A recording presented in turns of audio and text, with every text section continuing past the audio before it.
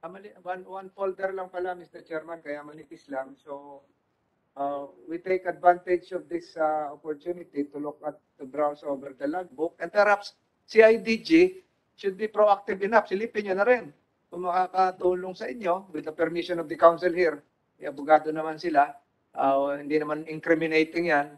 These are internal documents relative to the ingress and egress of personality. So, makakatulong sa lahat yan. Maraming salamat po, Mr. Chairman. Thank you, Senator Tolentino.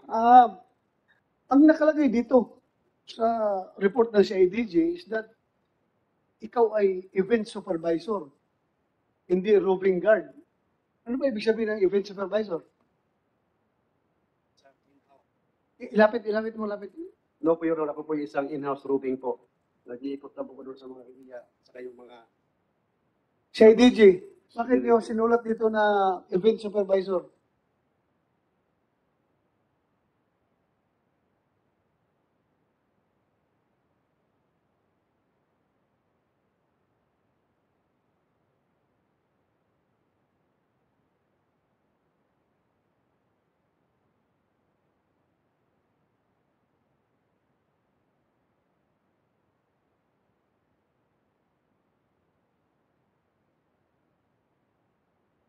Yes, sir. Sir, based on the affidavit or the memorandum sent or the report of the Chief of Police of Santa Cruz, sir. Present naman, sir, yung kwan, sir. Siya ay event supervisor. Yes, sir. Based on the report of the Chief of Police of Santa Cruz, sir. Okay, so which is which? Ikaw, event supervisor ka ba o roving guard? No po, Your Honor. Roving personnel lang po. Roving personnel. Thank you. Just would like to remind everyone na you are under oath. You cannot lie before this committee. Sir, Yes. Mananagot kayo kapag magsisinungaling kayo. Kaya please answer our questions truthfully. Okay? Yes, as IDJ. sir, the Chief of Police of Santa Cruz Police MPS, sir, is present, sir. Good afternoon, Your Honor. I am Police Lieutenant Colonel Paterno Lagaw Dumundon Jr., sir. The officer in charge of Santa Cruz, Laguna, sir. So, nag-come up kami doon sa, sir, sa event supervisor, sir. On January 19, sir, nung pinayagan kaming mag-inspect doon sa loob, sir. Yeah, sa general area lang, sir. I was told by my investigator, sir, na event supervisor siya sa sir. Kasi siya yung investigador ko po yung nagkumuha ng detalye, sir. Kaya nasabi namin event supervisor siya, sir. Okay, when you say na pinapasok kayo, bakit before that you had attempts to conduct investigation and you were denied entry of that place? On the case number 2, sir, January 13, sir, sa Santa Cruz, Laguna, sir. So we tried, sir, na mag-communicate sa kanila, sir. On January 19, sir, pinayagan po kaming, sir. Ako mismo ang, sir, nag-lead ng team, sir, para mag-inspect doon, sir. Pinayagan naman po kami, sir, mag-inspect doon sa general area nila, sir. Okay, maraming salamat. Si Virgilio Bayog.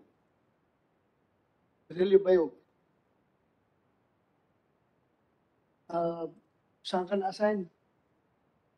Sa Manila Arena po. Una sa lahat, magandang hapon po, Your Honor. Merong nakakita sa'yo,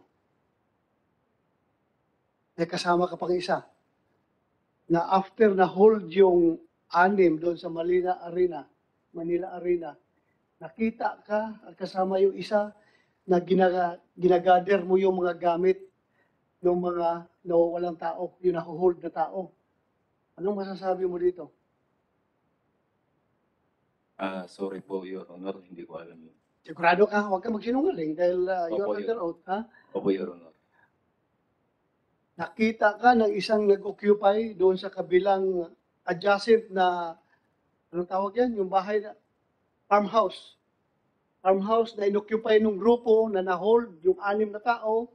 May isang tao doon sa kabilang farmhouse na doon sila naka-standby at nakita ka na kinuha mo lahat ng gamit doon sa farmhouse na yon, yung 6 na nawawala. Sorry po, Your Honor. Hindi ko alam. Hindi mo alam. Opo. Sino kasama mo nung panahon na yon? Bali, nag-assume lang ako sa kasamahan ko sa pang-araw. Yung duty ko, 7 p.m. to 7 a.m. Sino kasama mo? Sige, magbanggit ka naman. kasama mo doon. Nandito sila ngayon, Your Honor. Si Sila Sabala, lahat. Matiliano. Sila po yung na-assuman ko nung time na Si John Ray Consolacion, kasama mo, hindi? abali sila yung sa kabila. Ha? Opo, Your Honor. Kasama mo siya. Opo, Your Honor. Kasi kayong dalawa ni John Ray Consolacion, nakita na pinagpupulot niyo, ginagather niyo yung mga gamit ng mga nawawala na 6. Hindi ko na alam yun, Your Honor. Hindi mo alam. Okay, hindi mo alam. Thank you, Your Honor. Do you have questions? CID. Robert? Ah, Yeah, go ahead, sir. Go ahead. Kay Police Major General Cruz of the CIDG para marinig ng ating mga resource persons ito. Kunyari sa criminal law, pag-usapan natin. Kunyari itong mga nawawalan tao ay hindi nagbabakasyon at talagang illegally detained against their will. Anong crime po ito, sir? Sir, Serious? ang aming serious illegal detention, but if we have seen that there is the elements of kidnapping, the same thing as a kidnapping. Yeah, both are non-bailable. Tama? Yes, sir. With the confirmation from the DOJ, Attorney Orta. Both are non-bailable. Tama na? Non-bailable. Yes, Kasi Your ho, Honor. kahit anong pa nga itawag mo dyan, serious illegal detention, kidnapping, non-bailable. Yes, sir, Your Honor. Let us say, madiscover natin in the future na unfortunately may namatay o pinatay lahat. Is it an additional crime of murder, Mr. General? I think so, sir. Correct. Additional Yes, sir. crime of murder, also non-bailable. Yes, sir. Tama. Yes, Your Honor. In effect, ang tawag dito, sa lumang two capital crimes ito. Sa lumang terminology pa. May 2 potentially non-bailable crimes. At tama ba, Attorney George Orta of the DOJ?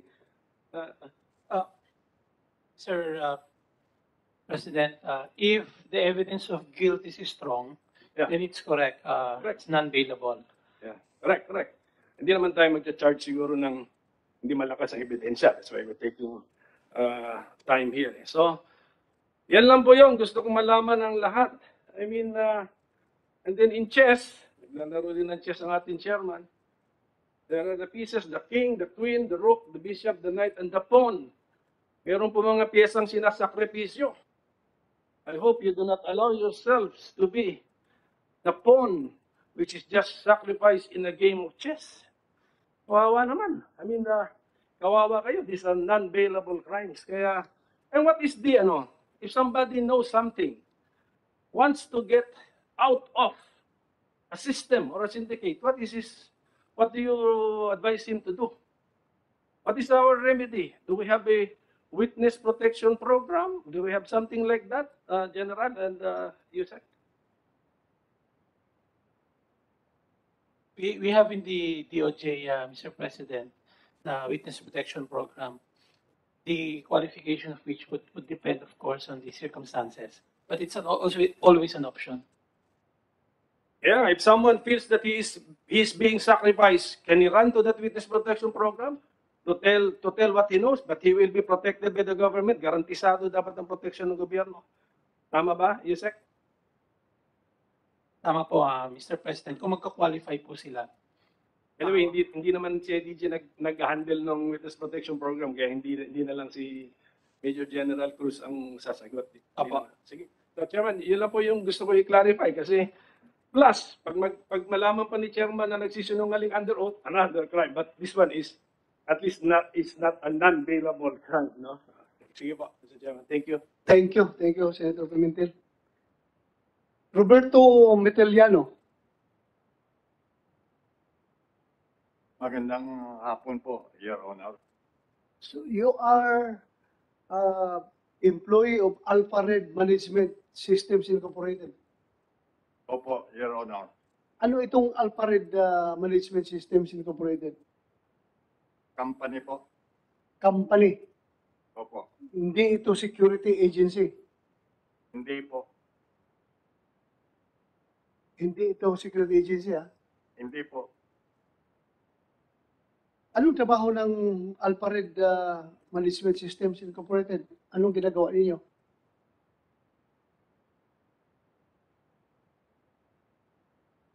Isang kumpanya po, Alpha Red. Kaya anong ginagawa ninyo? Bali po, in-house personnel po. In-house personnel. Opo, Your Honor. So meaning, attorney, yung Alpha Red Management System is may kontrata sa inyo. Yes, Mr. Chairman. If I may be allowed to explain, Mr. Chairman. Yes, as you yes, guide. please.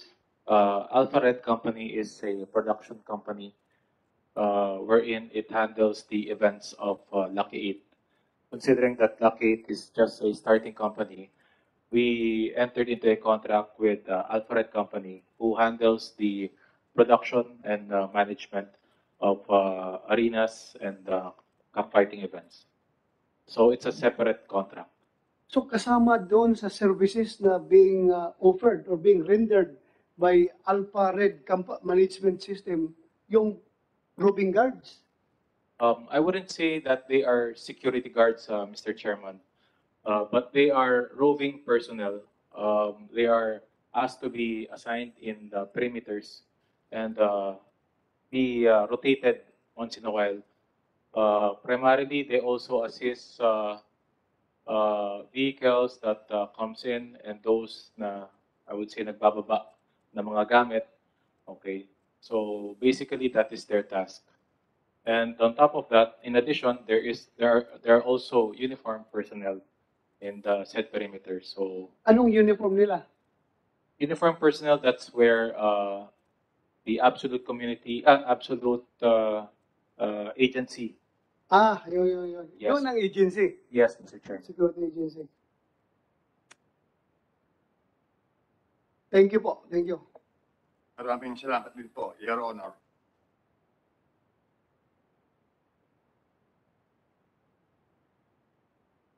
Mr. Rodelio Burican. Magandang hapon po, Your Honor, at dito sa lahat nandito sa Senado. Saan po kayo nagjo-duty? In-house personnel po ako sa Game Farm na tagpuan sa Barangay Tangob, Lipa City. Doon lang, sa Lipa. Opo. Roving din po kasi kami. Parang pag may saan po yung event, nandun din po kami. So palipat-lipat ka. Pwede ka mag-Manila, pwede ka sa Santa Cruz. Opo, Your Honor, depende po sa event.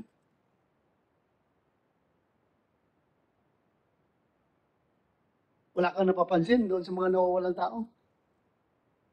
Actually, Your Honor, kasi sa parking lang kami nag-concentrate kasi ang daming construction. Tapos, madami pong entry. Kaya inassist po namin yung perimeter, hindi po sa loob.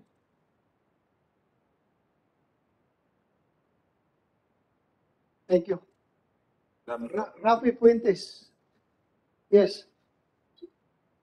Magandang hapon po, Your Honor. Ang trabaho mo? Bali, Your Honor, ako isang security personnel din po sa Marina Arena. Bali, ako yung nagre-receive ng mga entry at saka sa pag-pull out ng mga entry po.